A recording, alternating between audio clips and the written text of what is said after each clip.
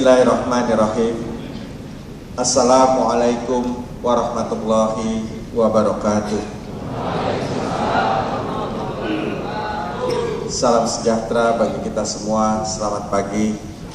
Yang terhormat Bapak Rektor, Bapak Ketua Senat Akademik, Bapak-bapak, para wakil rektor, para pimpinan Fakultas Ekonomi, Dekan Fakultas Ekonomi, Dekan Fakultas yang lain di UNER, para guru besar dan para alumni serta para mahasiswa S1, S2, S3 yang hadir dari UNER, dari ITS, dari universitas-universitas lain yang ada di Jawa Timur yang saya hormati dan saya cintai.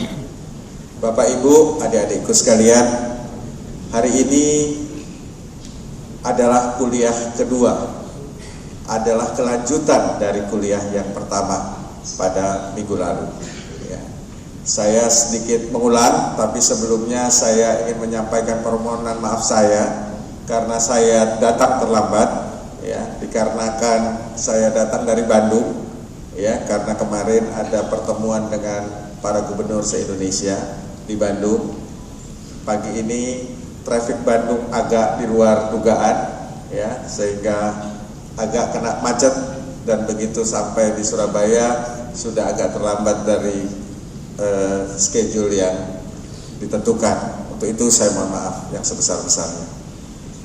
Adik-adik sekalian, Bapak Ibu yang saya hormati, minggu lalu secara umum saya menyampaikan bahwa yang pertama, Republik Indonesia, negara kita yang sama-sama kita cintai, pada prinsipnya mengalami kemajuan yang cukup berarti, khususnya pada tahun-tahun terakhir ini. Dilihat dari pertumbuhan ekonomi kita cukup tinggi, bahkan tahun lalu pertumbuhan ekonomi kita itu terbesar kedua setelah Cina dalam ekonomi besar yang tergabung dalam G20 atau negara-negara 20 ekonomi terbesar di dunia. Yang kedua, tingkat kemiskinan kita juga menurun. Begitu juga tingkat pengangguran kita juga menurun. Ini indikator-indikator utama yang memperlihatkan bahwa kondisi makroekonomi kita dalam kondisi yang relatif baik. Namun, ternyata semua yang baik-baik tadi masih juga ada yang kurang. Yang kurangnya adalah Gini ratio atau Gini index kita atau Gini yang mengukur atau indeks yang mengukur kesenjangan itu terjadi peningkatan. Bahkan disayangkan peningkatan yang 0,41 dengan angka 0,41 itu tertinggi dalam 50 tahun, ya, survei indeks ini sejak dilakukan pertama di Indonesia. Itu hal yang mendasari kenapa kita perlu berpikir lebih keras lagi untuk bisa membuat bangsa kita menjadi semakin maju, tapi majunya maju bersama-sama dan membuat rakyatnya sejahtera, tapi sejahteranya bersama-sama. Kita kemarin coba melihat juga negara-negara lain, ya, negara-negara yang berhasil membuat negaranya maju, rakyatnya sejahtera. Kita lihat juga negara-negara yang maju, ya, atau kurang berhasil maju dan kurang juga berhasil membuat kesejahteraan rakyatnya meningkat dengan sangat signifikan. Dari pelajaran negara-negara tersebut, apa yang kita ambil? Yang kita dapat ambil adalah tidak bisa, ya, bisnis model atau model ekonomi yang dibuat oleh negara yang bersangkutan di banyak negara itu bisa kita comot, bisa kita ambil 100% untuk kita terapkan di Indonesia. Karena apa? Ada konsideran-konsiderannya, ada jumlah penduduknya yang berbeda, ada karakter masyarakat yang berbeda, ada income per kapita yang berbeda, ada banyak hal-hal, parameter yang membuat bahwa kita tidak bisa mengcopy paste, ya, mengambil saja apa yang ada di negara lain, just lakukan di Indonesia, karena itu tidak bisa, ya. Nah, kita juga melihat pada kemarin itu ada pemimpin-pemimpin Republik kita, mulai dari kemerdekaan pertama, dari Bung Karno sampai dengan Pak SBY sekarang, itu semuanya, ya, seluruh pemimpin itu berupaya untuk membuat bangsanya jadi maju, berupaya untuk membuat rakyatnya sejahtera dengan banyak hal. Kemarin kita sudah bahas karakter-karakter, ya, terobosan-terobosan yang dilakukan oleh para pemimpin kita sebelumnya. Dan apa yang kita lihat, bahwa semua yang dibuat sesuai dengan zamannya. Mungkin sekarang orang bisa berbicara dengan hal-hal yang tidak sesuai, tetapi pada zaman itu, itulah kebijakan yang terbaik yang diambil oleh para pemimpin-pemimpin kita pada saat itu, ya. Nah, sekarang ya kita coba mengurut lagi. Kita tahu bahwa bangsa kita begitu besar, dari Sabang sampai Merauke, ya, kita negara kepulauan, begitu majemuk luar biasa, 250 juta penduduknya. Kita harus lihat dari banyak sektor. Nah, kita akan mulai kembali dari proses ini, ya. Memang banyak slide-nya, saya kemarin sudah agak dalam berbicaranya, jadi kali ini saya akan lebih singkat-singkat, ya, untuk bisa kita fokus kepada proses transformasinya. Tapi adik-adikku sekalian, khususnya para mahasiswa, mengetahui potret permasalahan bangsa kita sangat penting. Karena orang bijak bilang, kalau kita mengetahui masalah secara tepat, maka 50% daripada permasalahan itu sudah selesai. Ya. Banyak orang mencoba mencari penyelesaian masalah, tidak ketemu-ketemu karena apa? Mereka tidak mengetahui permasalahan itu sendiri. Jadi kita sekarang masih akan mengulang permasalahannya, mengetahui potretnya, sehingga adik-adik bisa melihat sendiri. Dan sekarang saya agak cepat, kan ini slide-nya ditinggal nanti dalam soft copy. Saya dengar juga sudah dipublish di website-nya UNER. Jadi nanti detailnya adik-adik bisa baca. Ya, saya akan kasih pengertian dasarnya untuk bisa memahami secara jelas, dan dalam kurun waktu yang tersedia ini saya mencoba untuk tidak merubah waktu, ya, tetapi pada waktu yang diharapkan nanti selesai, mudah-mudahan bisa selesai juga dan masih punya ada kesempatan tanya jawab walau sedikit. Saya rasa itu sebagai pengantar saya kembali, saya merasa lebih enak untuk bicaranya di bawah dibandingkan dengan di podium. Next slide.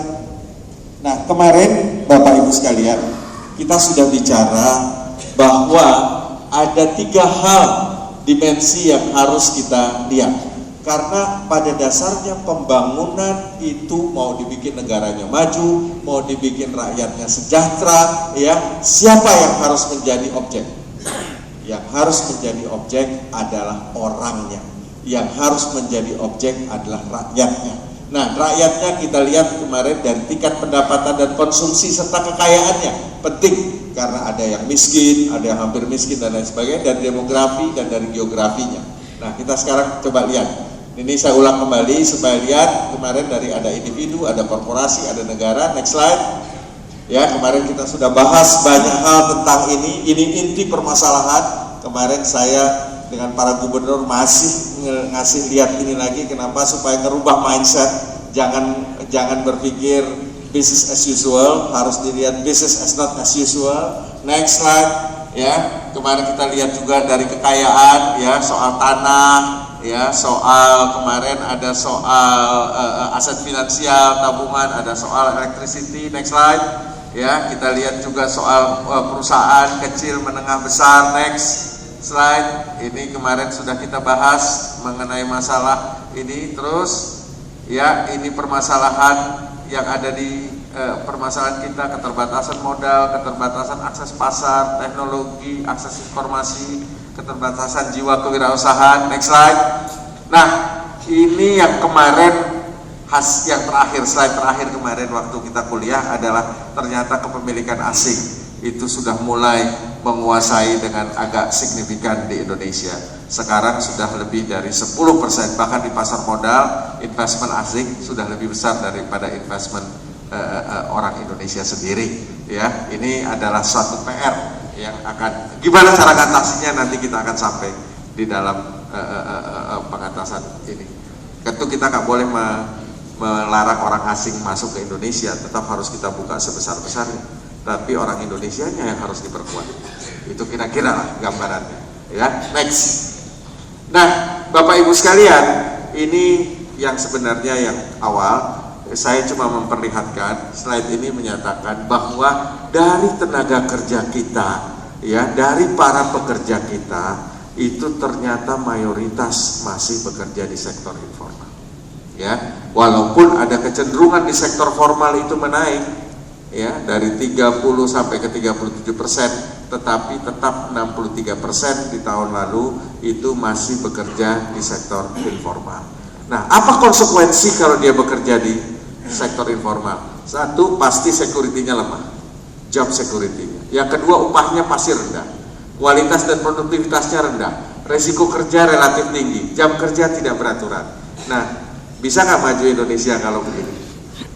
Nah, ini kan sesimpel itu, Bapak Ibu sekalian.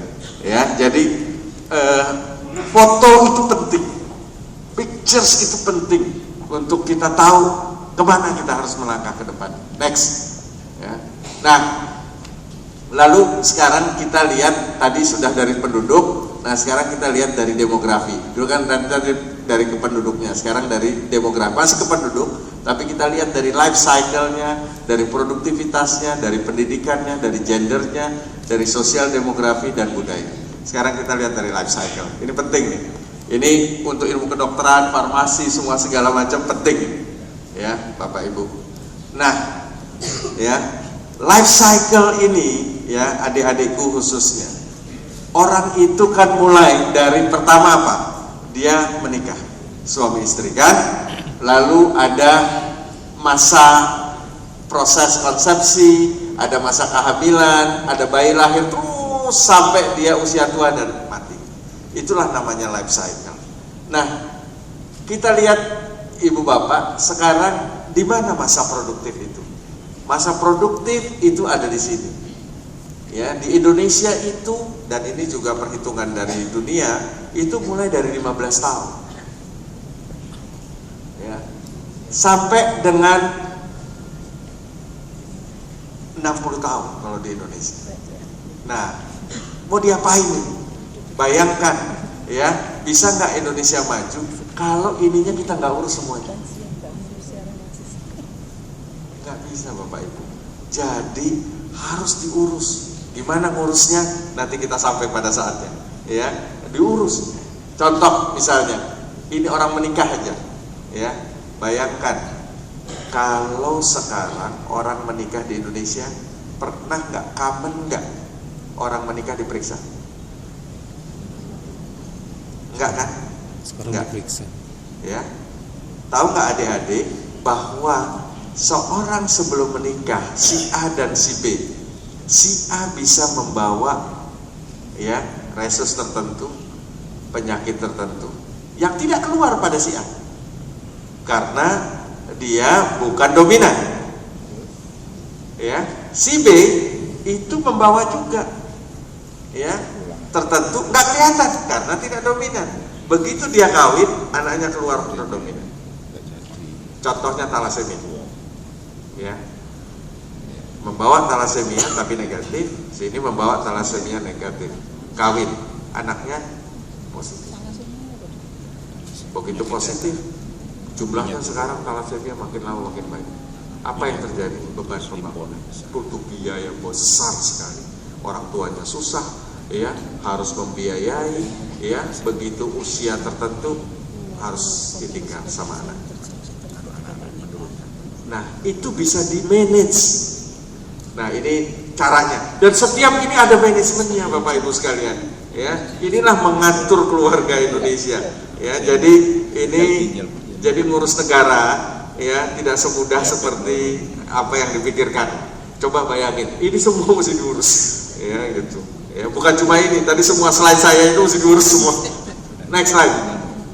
Nah, ini adalah yang namanya life cycle hypothesis, ya. Jadi Bapak Ibu sekalian, kalau ini usia produktif, ini umur manusia, ya, ini kira-kira income, dan ini adalah data di Indonesia, data benar ini, Bapak Ibu sekalian, yang ada, ya, ini sumbernya adalah Susenas dan APBN yang dibuat oleh Lee and Mason, ya. Ini lihat, orang Indonesia dari 0 sampai 15 tahun dia tidak menghasilkan uang. Ya. Begitu dia mulai menghasilkan uang. Terus sehingga pada umur 63 dia sudah turun penghasilan uangnya. Dan lama-lama habis. Sementara ini konsumsinya. Bapak Ibu sekalian, ini konsumsinya. Ya, artinya dari saat dia lahir sampai di usia kira-kira di sini 30 tahun, ya, apa yang terjadi? Uang yang dibelanjakan lebih besar dari yang dihasilkan. Ya. Ini kenyataan di Indonesia sekarang. Ya. Nah, lalu setelah umur segitu tertentu, uang yang dihasilkan lebih besar dari yang dibelanjakan sehingga terjadi saving, ada tabungannya di sini. Lalu turun lagi, sehingga di sini adalah pemakan tabungan istilahnya. Ya, mantap itu makan tabungan. Ya, gitu. Nah, apa yang harus kita rubah? Ya. Nah, ini life cycle hipotesis ini jangan sampai 15-nya udah ngasilin, nggak bagus, karena pasti nggak bagus. Lebih bagus dia di 18 di sini dia ngasilkan, tapi dia begini grafiknya, dan ini diperpanjang. Ya, ininya kan mau makin tua makin hidup makin enak kan, harusnya begini. Tapi ininya cukup untuk membiayai. Itulah namanya engineering daripada income dan spending masalah. Ini ada ilmunya juga Bapak Ibu sekalian. Coba bayangkan, ya, ngurus itu mesti diurus sampai hal-hal yang seperti ini. Jadi ini jarang sekali diperlihatkan, ya. Dan menurut saya ini adalah satu hal yang menarik untuk diketahui oleh adik-adik khususnya, ya, para mahasiswa. Next slide. Nah, sekarang kita masuk kepada pendidikan. Di pendidikan dan kesehatan saya akan kasih potret yang luar biasa yang akan mengagetkan Bapak Ibu sekalian dan adik-adik, tapi saya akan cepat saja karena slide-nya banyak, ya. Tapi di detailnya nanti bisa dipelajari sendiri. Ini adalah satu kenyataan yang ada. Nah, kalau kita lihat Bapak Ibu sekalian, ini yang merah adalah yang tidak atau belum sekolah, yang ini tidak tamat SD, ini SD dan sederajat, ini SMP dan sederajat. Kalau dilihat dari sini Bapak Ibu sekalian, bahwa kualitas pendidikan kita relatif membaik. Relatif membaik. Ya, kenapa? Yang atas ini SMP sederajatnya makin lama makin tinggi. Ya, sementara yang di sini makin lama makin turun. Ya, relatif membaik. Tapi kita coba lihat apa yang terjadi di sektor pendidikan kita. Next. Nah, Bapak Ibu sekalian, ini makin hijau makin bagus, makin merah makin jelek. Ya, lihat tidak semua akses terhadap kelompok bermain atau dalam arti TK di sini, ya, persen populasi diperiksa dengan satu kelompok pemain TK berjarak 1 km dari tempat tinggal, Jawa relatif oke. Coba lihat luar Jawa. Ya, akses terhadap SMP, Jawa oke. Coba lihat luar Jawa. Ini nanti bisa dibaca dengan agak detail nanti. Next slide. Nah, lihat pengajar SD. Apa yang kualifikasi pengajar SD? Dengan minimum 2 pengajar berkelas S1. Bapak Ibu bisa lihat. Kualifikasi tenaga pengajar SMP bisa lihat. Next slide. Fasilitas laboratorium di tingkat SMP, Jawa pun masih banyak merah. Ya, lihat. Nah, akses listrik, persen jumlah sekolah yang dilengkapi akses listrik. Bapak Ibu sekalian, bayangkan saja kalau sekolah nggak ada listrik gimana belajarnya. Ya, gimana kita tahu sekarang komputer is a keyword untuk membuka dunia. Ya, gimana kalau komputer listriknya nggak ada?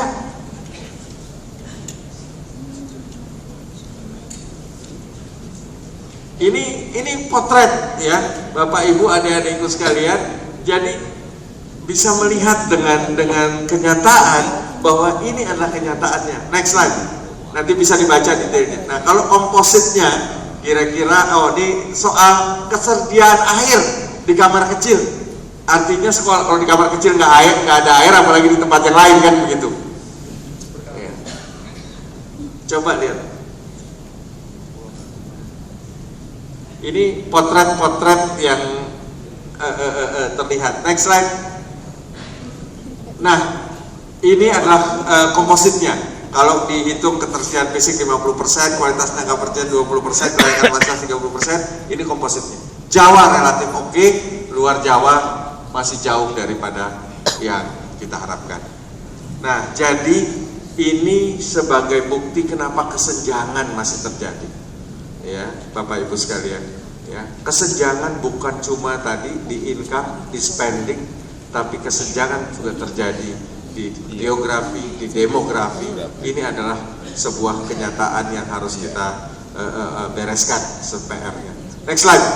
Sekarang kita lihat kesehatan. Sama, akses terhadap fasilitas kesehatan utama ini dalam hal ini adalah puskesmas, ya, puskesmas pembantu dan lain sebagainya relatif oke. Hanya di Papua saja yang masih banyak merahnya, dan sebagian kecil Kalimantan yang banyak merah. Ya.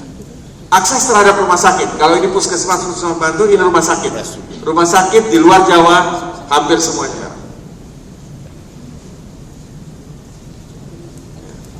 Next slide.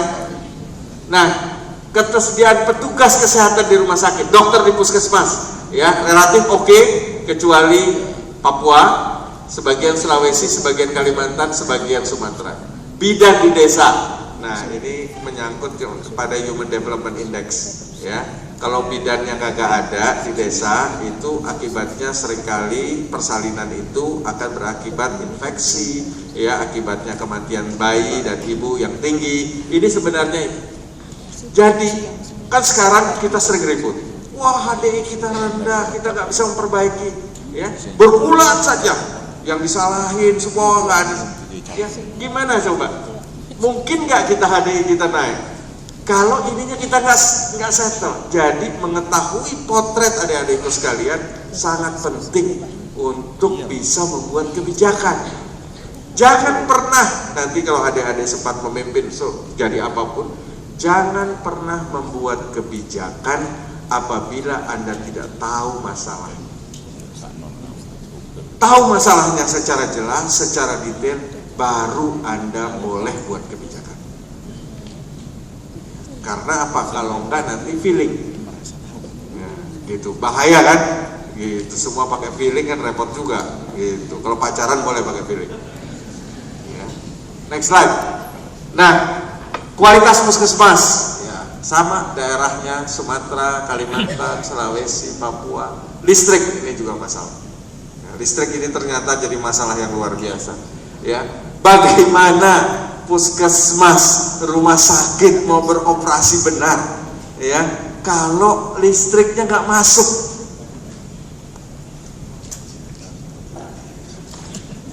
Tolong kasih tahu saya gimana kesehatannya. Coba bayangkan, bagaimana Indonesia maju kalau seandainya pendidikannya tidak baik. Ya, rakyatnya kan tidak pintar berarti, ya, kesehatannya tidak baik berarti rakyatnya tidak akan bisa produktif, betul kan? Bisa maju nggak kalau rakyatnya nggak pintar, nggak produktif, negaranya bisa maju kan? Bisa sejahtera nggak rakyat? Nah, pintar besok bisa jadi presiden semua. Next, nah ini sama, ya, jadi kalau seandainya bicara soal kesehatan, sama kurang lebih petanya dengan yang pendidikan, ya, kurang lebih sama. Jadi Bapak Ibu sekalian, adik-adikku sekalian, nanti di rumah, ya, dibaca detail, karena ini ada semua ini. Jadi memahami betul, ya, untuk permasalahan apa yang terjadi. Ya, saya karena masalah waktu, jadi mesti melakukannya dengan agak cepat. Next slide. Nah, sekarang kita lihat, kita coba bahas dari segi gender. Ya, jadi gender pun juga masalah ini, laki dan perempuan. Ya, ada juga nanti harus juga diselesaikan. Jadi nggak bisa nggak diselesaikan. Coba dilihat, perempuan, laki-laki bekerja ini perempuan bekerja, ya, jauh lebih kecil. Bukan berarti wajib perempuan bekerja, ya, tetapi kesempatannya yang harus dibuat sama, ya. Perempuan dan laki-laki harus mempunyai kesempatan yang sama. Bukan berarti dia harus bekerja, ya, tetapi kesempatannya. Coba lihat, tapi ini ada masalah, ya. Yang kedua, mayoritas tenaga kerja wanita itu tidak dibayar. Jadi kalau dilihat ini adalah tenaga berbayar, prianya jauh lebih besar, wanitanya.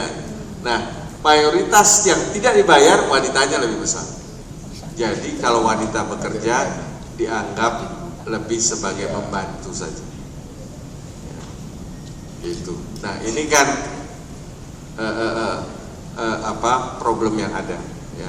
Apalagi di sini mungkin seimbang juga ini wanita dan laki-laki. Ya. Nah, next slide. Nah, jadi Bapak Ibu itu tadi dari segi gender. Sekarang kita lihat dari sosial demografi. Banyak yang tidak mengetahui, Bapak Ibu sekalian, kita sudah hampir masuk di tahapan bahwa kelahiran kita itu cenderung, bukan menurun, cenderung menurun, masih tinggi. Kita masih 1,5 sampai 1,6% tingkat pertumbuhan penduduk kita per tahun, ya, masih relatif tinggi. Kita berharap sebenarnya bisa menurunkan ke angka 1,1% setahun, dan umur harapan hidup kita itu meningkat. Sehingga apa yang terjadi? Yang terjadi kelahirannya mulai menurun, kematiannya itu penduduknya mulai tua, ya, itu nanti makin lama itu kematian makin meningkat juga. Ya, nah sehingga nanti ini laju pertumbuhan penduduknya nanti akan relatif menurun. Ini adalah keniscayaan Bapak Ibu sekalian. Ya, ini nggak bisa dilawan. Ini sudah kodrat alam. Nah, ini juga harus jadi faktor konsideran kita di dalam kita membuat kebijakan. Next slide. Nah, ini yang paling penting. Ini yang paling penting.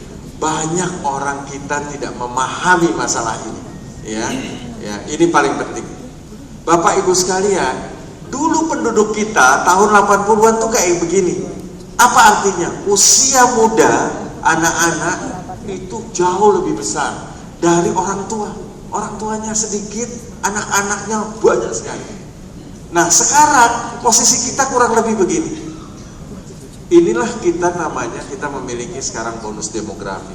Orang usia produktif kita jauh lebih besar daripada usia tidak produktif, ya. Orang yang mempunyai penghasilan jauh lebih besar dari orang yang harus ditanggung. Sekarang ini kita punya 100 orang yang punya penghasilan harus menanggung kira-kira 44 orang yang harus ditanggung dari 100 orang tadi. Ya, oleh karenanya selisih dari 100 dikurang 44 itu kan 56. Nah, 56 ini kalau hitungan matematik, ya, kan adalah kelebihan. Ya, kalau dianggap penghasilan dengan yang tanggung kurang lebih sama, ceteris paribus. Kita punya 56. Kemana 56 ini? Uangnya. 56 ini pergi kedua. Satu ke saving, ya, ke menabung dia. Yang satu kemana? Konsum, belanja. Oleh karenanya domestic consumption kita tumbuh dengan sangat luar biasa. Itu karena ini. Tumbuh domestic consumption kita. Dan jangan lupa, kita ini masuk OKB, orang kaya baru. Karakteristik orang kaya baru apa? Saving apa consuming? Konsumsi. Jadi dari 56 itu mayoritas go to belanja. Makanya domestic consumption kita begitu besar. Kenapa? Karakter culture sebagai OKB, orang kaya baru. Ya. Nah, jadi ini semua itu ada ini. Nah, tapi hati-hati.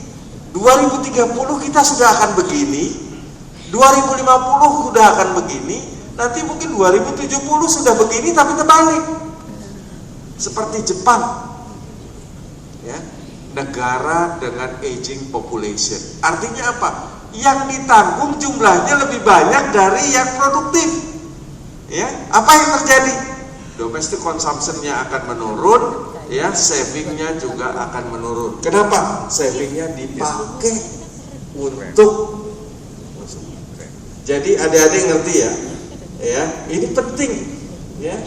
Jadi kita ini lagi punya bonus. Kalau kita tidak manfaatkan bonus yang diberikan Tuhan kepada kita, Tuhan nanti marah.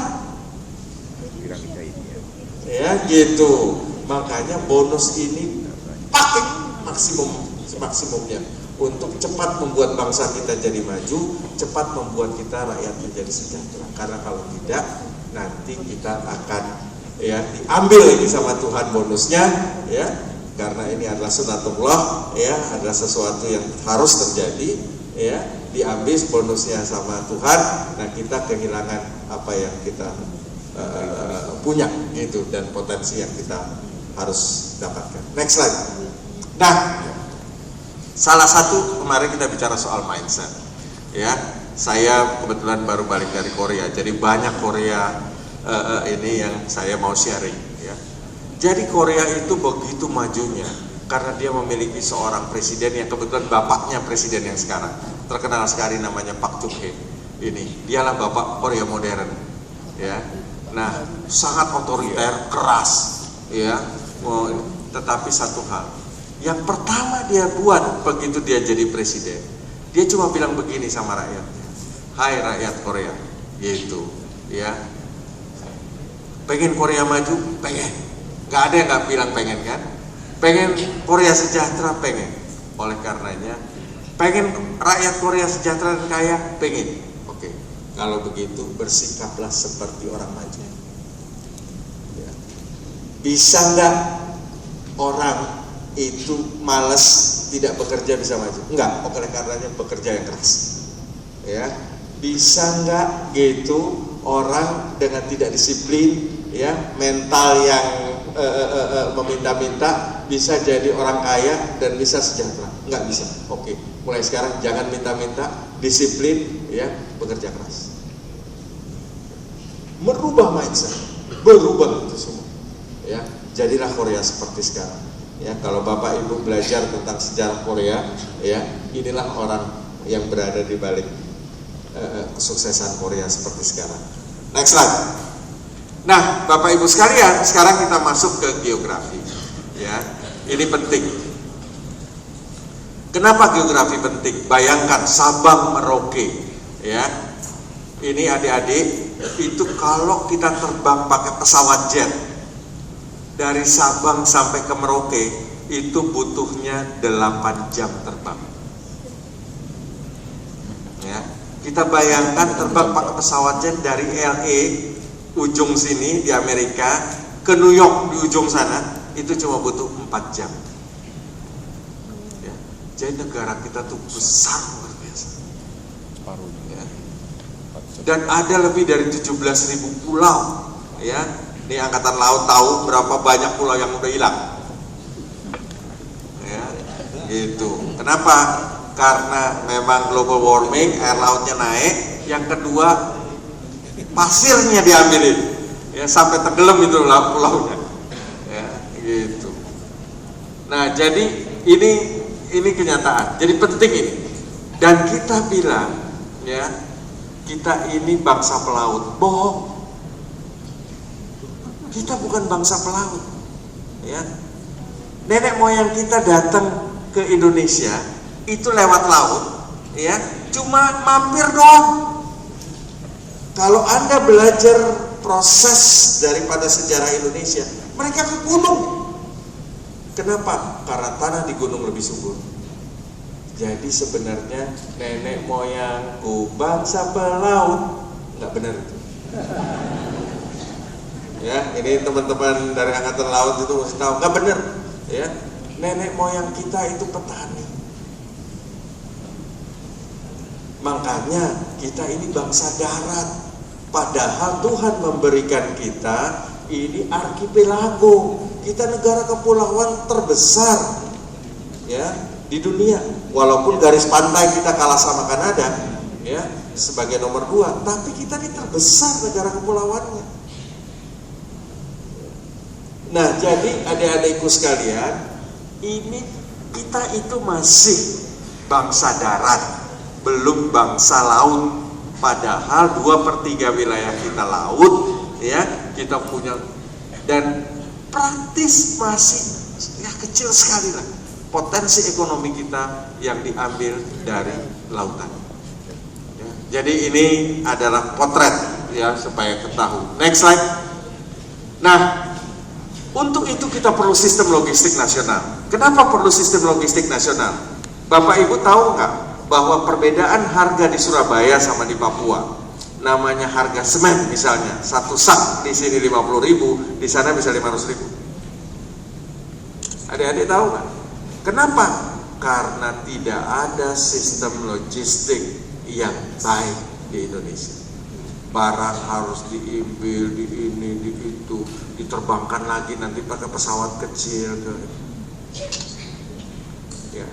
Bayangkan saya ya misalnya di Amerika, ya ini contoh negara maju. Jadi kalau mau jadi negara maju, contoh di Amerika ada satu daerah khusus buntu, namanya Tampa. Itu di Cape Canaveral, tempat peluncuran satelit semua segala macam. Daerah no nothing, nggak ada apa-apa, rawa aja semua segala macam. Ya, tapi namanya standar hidup di Tampa itu dan standar hidup di New York itu sama. Cable TV ada, ya, supermarket ada, segala jalan-jalan bagus, semua ada. Dan harga di New York dan harga di Tampa itu tidak ada perbedaan sama sekali. That is our dream. Nanti harga di Surabaya, harga di Jakarta, sama harga di Papua harusnya sama. Kalau kita punya sistem logistik yang baik. Oleh karenanya sistem logistik nasional ini harus menjadi PR kita yang luar biasa. Next slide. Nah, ini sistem transportasi. Ya. Kalau adik-adik itu tahu, ya, sistem transportasi nasional kita itu masih relatif amburadul. Ya, kita masih banyak harus melakukan perbaikan yang sangat signifikan, ya, khususnya transportasi laut misalnya. Ya. Bapak Ibu sekalian, pergerakan barang yang terbaik, termurah itu adalah melalui laut. Ya, kenapa? Karena kalau udara dia mahal, ya, ongkosnya kan mahal. Kalau darat di mana-mana, Bapak Ibu ada ilmu fisika kan? Kalau friksi itu ya besar, maka energi yang diperlukan untuk menggerakkan barang ya itu akan makin besar dan ongkosnya makin mahal. Betul? Nah, laut itu friksinya relatif kecil. Ini untuk benar gak nih? Teman-teman angkatan laut nih. Jadi ongkosnya, energi yang diperlukan dan kosnya itu jauh lebih murah. Nah, kita ini sekarang masalah, kita nggak punya sistem. Harga jeruk Pontianak, dengan bayangkan kenapa harga jeruk Pontianak sama harga jeruk Mandarin di Jakarta jauh lebih mahal jeruk Pontianak.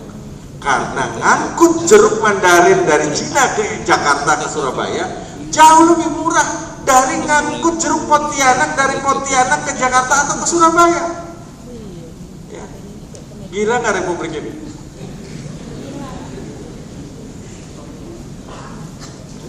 Jadi ya bayangkan ongkos angkut jeruk dari Cina ke Jakarta ke Surabaya lebih murah daripada ongkos angkut dari ya Pontianak ke Surabaya atau ke Jakarta. Jadi adik-adikku sekalian, ini masalah ya, potret lagi. Kita potret aja terus ya, karena kalau kita ketahui masalahnya 50% masalah sudah selesai. Next slide. Ya. Nah, ini ICT, Information Communication and Technology. Ya. Nanti kita belajar bagaimana ICT itu begitu penting dalam kemajuan sebuah negara. Nanti setelah ini kita akan masuk ke solusi-solusinya. Kita lihat bagaimana ICT begitu penting. Sekarang kita lihat petanya. Penetrasi komputer rumah tangga di Jawa 67%. Coba lihat Sumatera 16,6, lihat Papua dan Kepulauan Maluku 1,5%.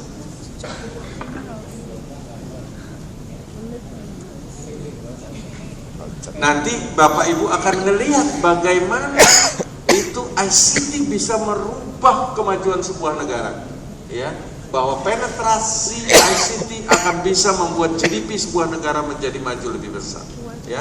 Penetrasi internet sama, Jawa 70%, Papua Maluku 1,2%, yang lain relatif. Bali NTT aja cuma 3%.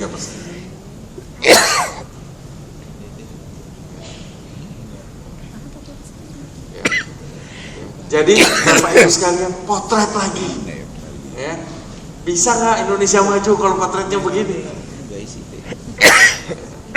Bisa nggak rakyatnya sejahtera? Next slide kita lihat lagi. Nah, ini bicara tentang, tadi saya bicara tentang archipelagosnya Indonesia. Ini ada, kita bagi koridor-koridor, tapi nanti kita akan bicara lebih jelas. Next slide. Nah, ini pembangunan juga perlu memperhatikan perpindahan penduduk antar daerah. Apa yang terjadi? Ada penduduknya, itu jumlah penduduknya jadi negatif, ada yang positif. Kita lihat mana yang negatifnya paling besar. Jawa Tengah, itu berkurang 5, hampir 6 juta. Bapak Ibu sekalian. Ya, kenapa?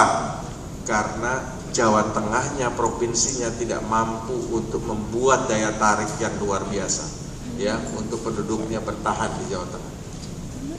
Dia move ke Jawa Barat, dia move ke Jakarta, dia move ke Arab Saudi, dia move ke daerah-daerah lain, ya. Nah, Jatim, nah ini Pak Rektor nanti masih bicara sama Pak Gubernur, ya, juga berkurang. Kita lihat yang naik justru Jawa Barat, Bapak Ibu, ya. Batam, ini kan daya tariknya memang luar biasa Batam, ya. Jambi, Kaltim.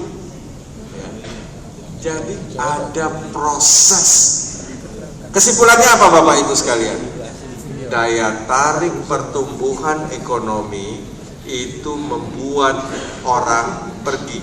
Ini hukumnya sama seperti semut. Semut selalu mencari gula, manusia selalu mencari rezeki yang lebih baik, mencari opportunity yang lebih baik. Jadi kalau daerah itu tidak memperbaiki diri, ya, maka dia akan ditinggalkan oleh penduduknya. Karena warga negara Indonesia kan boleh pindah dari satu daerah ke daerah lain, tidak dilarang.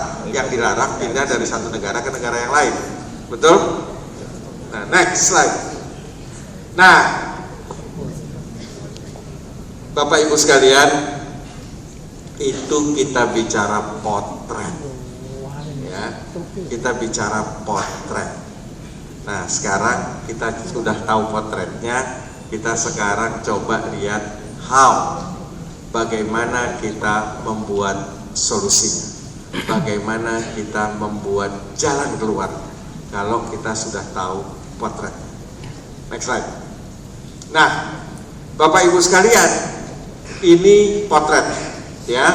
Kita tahu ada 29 atau hampir 30 juta yang miskin, ada 70 juta yang hampir miskin, kira-kira 100 juta yang miskin. Iya. Kita tahu ada 100 juta kurang lebih yang tidak miskin dan tidak kaya, kira-kira ada 50 juta yang kaya. Ya, ini kira-kira, ya. Ini survei Bapak Ibu, datanya sahih, solid, ya. Data yang diambil. Nah, orang kaya, lalu diapain ini kalau begini, ya? Nah, filosofisnya adalah orang kaya harus dibuat tambah kaya.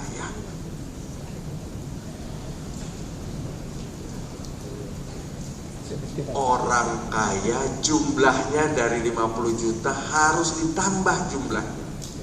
Jadi 70 juta, jadi 90 juta, jadi 100 juta, kalau bisa 250 juta, 250 jutanya jadi kaya. Pertanyaannya, kenapa kok orang kaya kita harus buat jadi tambah kaya dan jumlahnya harus tambah banyak? Karena mereka adalah agen daripada pertumbuhan ekonomi kita, ya. merekalah yang akan menarik pertumbuhan ekonomi kita menjadi lebih tinggi. Dan kalau ekonomi kita tumbuh lebih tinggi, apa yang terjadi?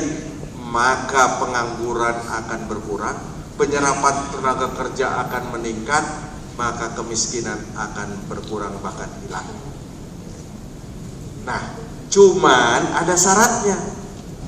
Orang yang makin kaya tadi dan jumlahnya makin banyak harus membayar pajak dengan benar. Sehingga kalau dia membayar pajak dengan benar, ya, makin kaya dia, makin banyak pajak yang dia bayar. Betul? Kalau jumlahnya makin banyak pajak yang dibayar. Benar? Nah, makin banyak pajak yang dibayar, pemerintah makin punya banyak uang. Betul? Nah, uangnya dipakai, ya, untuk membuat yang menengah ini secepat mungkin jadi kaya, yang hampir miskin ini jadi kelompok menengah dan jadi kaya, yang miskin jadi hampir miskin, jadi menengah dan jadi kaya.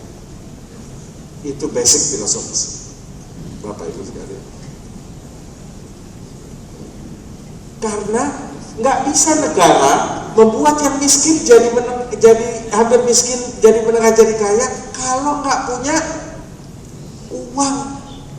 Nggak bisa disulap orang miskin itu jadi hampir miskin, jadi menengah, kecuali bukan diberikan uang, tapi diberikan sesuatu, ya. Nanti kita akan sampai untuk dia bisa bergerak dari atau keluar daripada kemiskinan itu.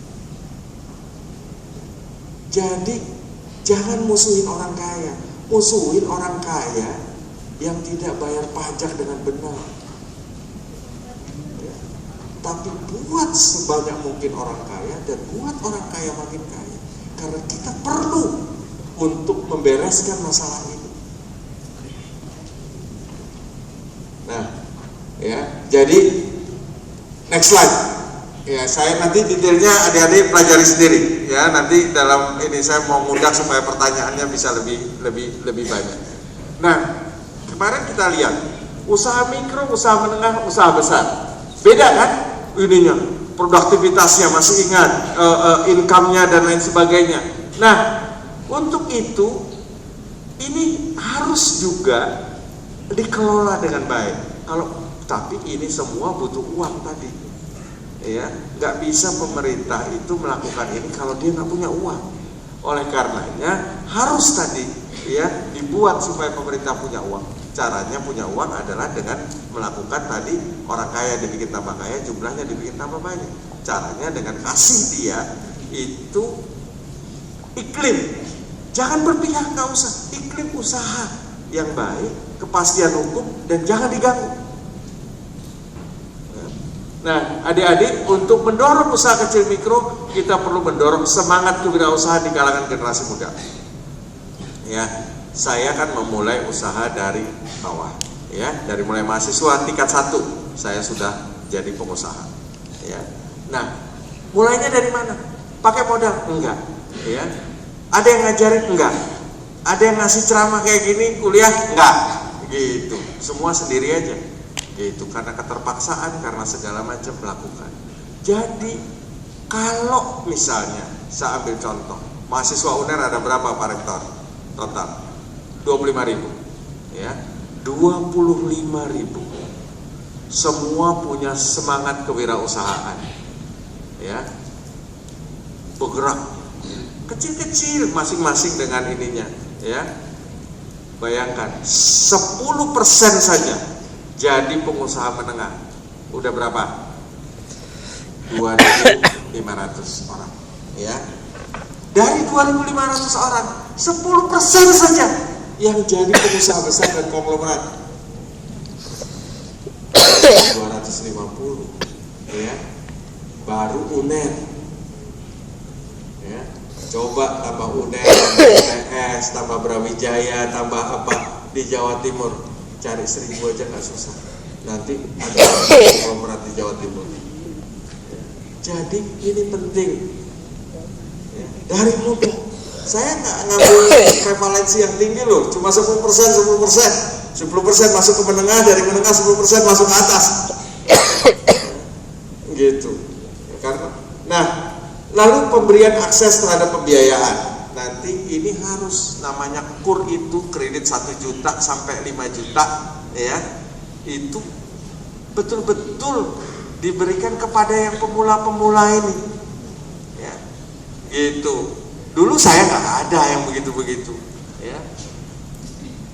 Skemanya harus penjaminan. Kenapa? Bank nggak mau ngasih 1 juta 5 juta, hilangnya lebih banyak dari berhasilnya. Karena kan tadi dari itu masuk berarti 90% tetap bisa bertahan atau hilang juga, ya. Nah, jadi adik-adikku sekalian, nah ini merupakan satu skema misalnya, contoh. Jadi ini harus dilakukan, ya. Begitu juga untuk usaha menengah, pemberian akses terhadap pembiayaan dengan skema KUP, pengembangan usaha sehingga mampu berkembang menjadi usaha berskala besar, skema penjaminan kredit mendorong inovasi usaha. Jadi kalau yang besar ini udah jangan diapa-apain, nggak usah dibantu, ya. Jangan diganggu aja cukup, ya. Yang kita mesti bantu yang sini supaya jadi sini, yang sini supaya jadi sini. Kenapa? Kita perlu usaha-usaha tangguh. Tadi kalau enggak apa? Adik-adik kan tahu tadi, asing sudah menguasai sebagian daripada aset perusahaan kita. Dan makin lama makin besar, ya. Oleh karenanya ya kita harus perkuat. Itu adalah pengusaha Indonesianya, supaya siap berhadapan dengan asing. Kita nggak bisa lagi dengan era globalisasi bilang, asing lu nggak boleh masuk ke kita. Begitu kita bilang you nggak boleh masuk ke kita, maka dia bilang you melanggar aturan dunia, you melanggar WTO, you melanggar ini, you melanggar itu, maka sanksi-sanksi internasional akan berlaku. Era sudah berubah. Jadi pendekatannya kita memperkuat diri kita sendiri, kita memperkuat bangsa kita agar ready to fight with the foreign, bukan dilarang foreignnya.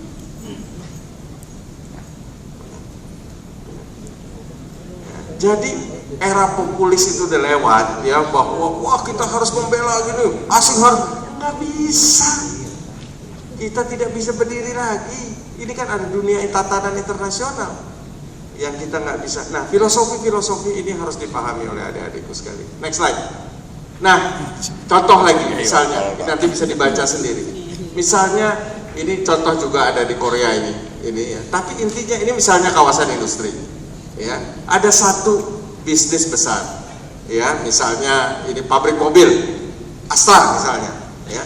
Nah, sekelilingnya itu bangunlah UKM yang bikin spion lah, yang bikin baut lah, bikin mur lah, bikin semua segala macam, ya, dibina sama si perusahaan yang besar yang bersangkutan, ya, di-link, diambil hasil produknya, dipakai di dalam pabrik besarnya tadi menjadi sebuah supply chain sendiri. Nah, Korea sudah melakukan itu, Taiwan sudah melakukan itu. Kenapa mereka bisa jadi maju? Nah, di Indonesia itu kalau perusahaan maunya A sampai Z, dia bikin mobil, bikin baut pun dia mau sendiri. Nah, yang gilanya lagi, bikin aquanya, air minum buat pegawainya pun dia bikin sendiri. Nah, sekarang kebijakan seperti itu dikoreksi di Korea yang namanya dengan demokratisasi ekonomi. Ya, nggak boleh lagi. Ya, jadi era dulu ingat dari import gandumnya, ya, bikin tepungnya, ya, bikin mie instannya, sampai jualan retailnya, ya, sampai grosirnya dulu, sampai jualan retail. Sampai waktu itu mau mengkoordinir tukang-tukang mie. Era seperti ini sudah nggak boleh lagi.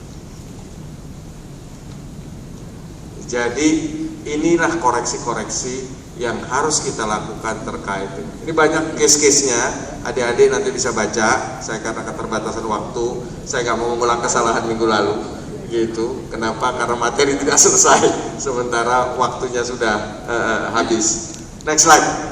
Nah, sekarang kita tahu tadi adik-adik, Bapak Ibu sekalian, soal namanya pajak tadi. Pajak itu apa? Fiskal, ya. Fiskal itu penting untuk mengelola negara, ya. Struktur dan postur APBN itu menentukan sebenarnya negara itu mau dibawa kemana. Nah sekarang Bapak Ibu, ini kira-kira type daripada kita punya postur struktur APBN kita. Ada social capital expenditure, ada economic capital expenditure, ya. Nah dari expenditure kita masih lebih besar ke sini sekarang. Nah ini harus dirubah kepada namanya social capital expenditure. Pendidikan, kesehatan, infrastruktur dasar itu harus habis-habisan dibuat, ya. Sementara namanya economic capital expenditure-nya itu dibuat sekecil mungkin, diberikan dunia usaha yang kaya tadi, ya, untuk melakukannya. Negara jangan ikut campur. Jangan pernah keluar uang APBN untuk bangun jalan tol. Jangan pernah keluar uang APBN untuk bangun airport yang komersial. Jangan pernah uang APBN bangun port yang komersial. Kenapa? Sekarang saya tanya, jalan tol itu buat siapa? Siapa yang pakai jalan tol? Ada yang 100 juta yang miskin tadi pakai jalan tol? Nggak ada, dia nggak jalan kaki di jalan tol, nggak naik sepeda di jalan tol, motor aja nggak boleh masuk jalan tol. Ya. Airport, siapa yang pakai pesawat naik airport? Ada yang 100 juta tadi yang miskin tadi naik pesawat. Jangankan naik pesawat, buat makan aja susah. Ya. Port, ada kaitan port tadi dengan orang miskin. Nah, era berubah Bapak Ibu sekalian. Jangan pernah haramkan uang APBN itu masuk, ya, untuk mengelola orang kaya. Orang kaya itu uangnya diambil dalam bentuk pajak, dipakai untuk ngurusin orang yang belum kaya supaya jadi kaya. Kalau yang kaya nanti makin lama makin banyak, maka makin cepat penghapusan kemiskinan itu. Paham adik-adik? Ya. Nah, sekarang misalnya prioritas APBN pembangunan infrastruktur sosial, perbaikan pelayanan dasar publik dan perlindungan sosial untuk kelompok masyarakat miskin. Tadi udah jelas ya, saya udah sampaikan. Jangan lagi dipakai uang ini, ya. Pinjaman pemerintah untuk pembiayaan investasi dan bukan untuk pengeluaran rutin. Jadi nggak boleh lagi pemerintah pinjam uang dari luar negeri, ya, itu untuk biaya rutin, bayar gaji pegawai misalnya, haram itu, ya. Harus dipakai uang pinjaman, dipakai misalnya contoh, bangun jembatan Selat Sunda, silakan, ya, mahal sekali, uang APBN haram hukumnya, ya, karena yang lewat situ, ya, bukan orang miskin tadi. Misalnya Korea, Cina, suruh tender, siapa yang paling murah bangun, ya, utang nggak apa-apa, ya. Uangnya dibayar dari mana? Harus dari hasil jalan itu sendiri, ya. Sehingga kita dapat pertumbuhan ekonominya, kita dapat efek manfaat ekonominya, tetapi uang kita tidak berkurang untuk dipakai untuk hal-hal yang seperti itu. Dan hasil daripada itu harus lebih besar daripada bayar bunga dan cicilannya, sehingga pemerintah pun masih dapat benefit itu. Nah ini contoh subsidi, misalnya BBM, ya, BBM. Siapa yang menerima subsidi? Bapak Ibu, tahukah Bapak Ibu? Saya kasih gambaran. Kita sudah melakukan detail analisis soal ini, ya. 50% lebih daripada konsumsi premium, ya, konsumsi premium itu dipakai untuk mobil pribadi. Layakkah orang sudah mampu beli mobil, ya, masih disubsidi, ya, nggak layak lah, ya. itu melanggar 3 hukum. Kalau saya selalu bilang itu, melanggar hukum ekonomi jelas, subsidi ya nggak boleh diberikan kepada orang